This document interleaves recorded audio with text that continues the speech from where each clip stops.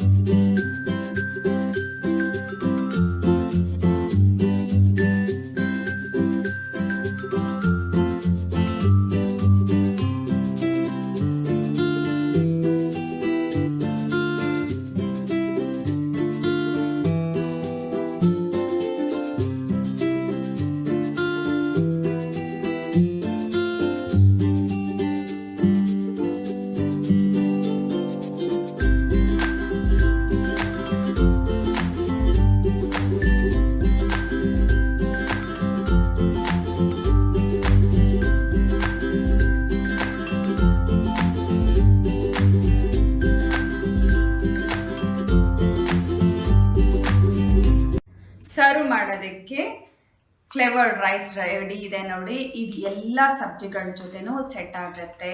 ದಾಲ್ ತಡ್ಕ, ಪಾಲಕ್, ಪನ್ನೀರು, ಆಲೂ ಪಾಲಕ್ ಎಲ್ಲದರಲ್ಲೂ ನನ್ನ ಕಳೆದ ರೆಸಿಪಿಗಳಲ್ಲಿ ಎಲ್ಲ ಸಬ್ಜಿಗಳನ್ನೂ ಮಾಡಿದ್ದೀನಿ. ನೋಡಿದ್ರಲ್ಲ, ನೋಡ್ಬಿಟ್ಟು ಹೇಗಿದೆ ಅಂತ ಕಮೆಂಟ್ ಬಾಕ್ಸಲ್ಲಿ ತಿಳಿಸಿ. ಈ ರೆಸಿಪಿ ಇಷ್ಟ ಆಗಿದ್ರೆ ಲೈಕ್ ಮಾಡಿ, ಶೇರ್ ಮಾಡಿ. ಚಾನಲ್ಗಿನ್ನೂ ಸಬ್ಸ್ಕ್ರೈಬ್ ಆಗಿಲ್ಲ ಅಂದರೆ ಆದಷ್ಟು ಬೇಗ ಸಬ್ಸ್ಕ್ರೈಬ್ ಆಗಿ. Thanks for watching.